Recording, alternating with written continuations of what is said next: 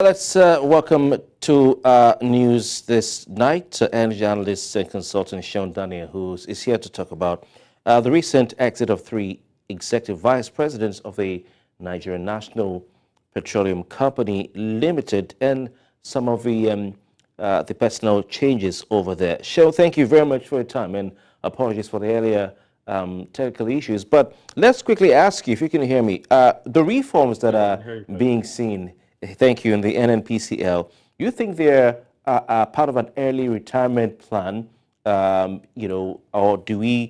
should we take it as a sort of a knee-jerk strategy by the oil company and by extension the Nigerian government?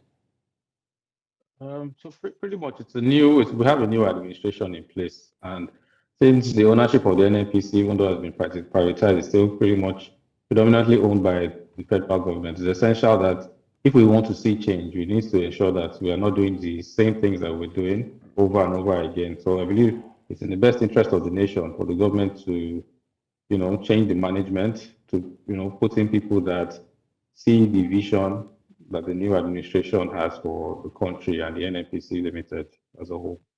So yeah, I believe it's things that will be positive for Nigeria. All right. Do you believe the NNPCL can make more money now with all the changes happening? Can be more profitable, better put, with these reforms? I believe NNPC, of course, with the changes that are happening, we believe that there'll be a lot more transparency. The vision will be clear. I've looked at the new people who have been, these are people who have already been working, with NPDC. They've worked, people who have worked within NNPC across different agencies, the gas sectors. So there are people that already have an idea of what's going on. And it's just about, bringing them up to speed with the vision of the current administration. And NNPC is a money-making organization, it just needs proper leadership. So yes, of course, not immediately, but in a few months, I believe that we can see positive cash flow from NNPC. And of course, if the government is serious, they'll be very transparent, with declaring assets, declaring profits for the whole country to see. And NNPC will make money. Okay. Some will wonder what the difference is between how it operated before now, apart from, the organizational changes and unbundling and all that. But the NNPC Company Limited, or the NNPCL, and the Nigerian government have been singing or harping on the fact that the Port Harcourt refinery, one of the two in Port Harcourt, will come on stream and start working by December this year, just 1 month after Dangote refinery here will start in November.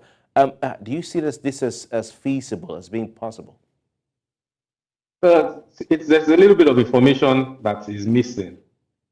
So to answer your question, will the refinery be up and running? Yes, to be up and running. But the missing part of it is at what capacity will the refinery be running? Over the years, I believe even the old and the new Port Harcourt refinery, maybe at best they've operated at 70%, and they are best at the most optimal stage, even when running brand new.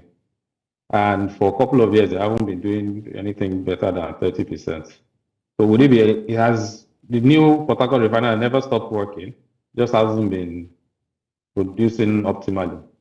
So to say it will be up and running without giving a lot of information as to at what capacity, what is being done, because they owe it to Nigerians to let us know that depth of information. If it's just still the same kind of turnaround maintenances that have been done over the years that is expected to be done and we expect to see results, I don't think, maybe at best 50% capacity, which is not going to scratch the surface for Nigeria and our current needs for refined petroleum products. Interesting. So tell us, what's your prediction of the NNPCL in the near future, in terms of the performance and earnings, say by the first quarter of 2024, when these reforms would have kicked in full gear?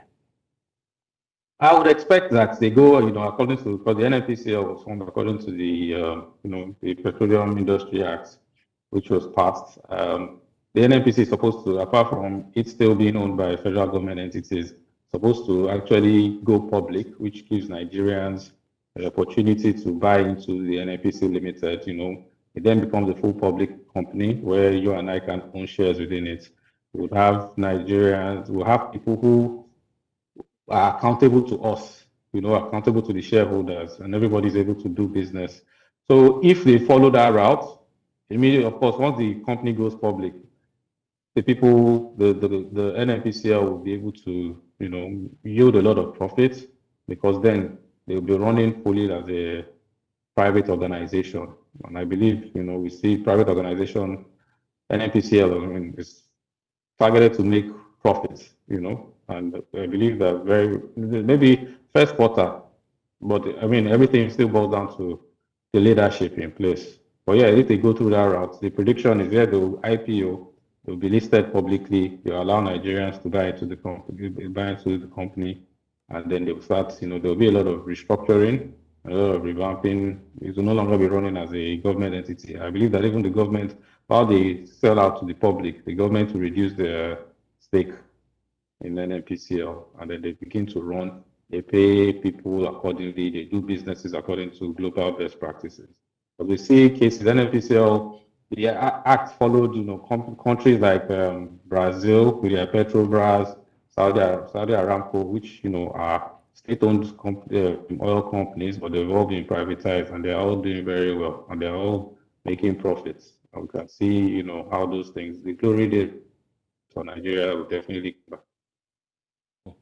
Interesting. We look forward, I'm sure Nigerians look forward to such a time. But Seun, thank you so much for your time. You're welcome. Thank you.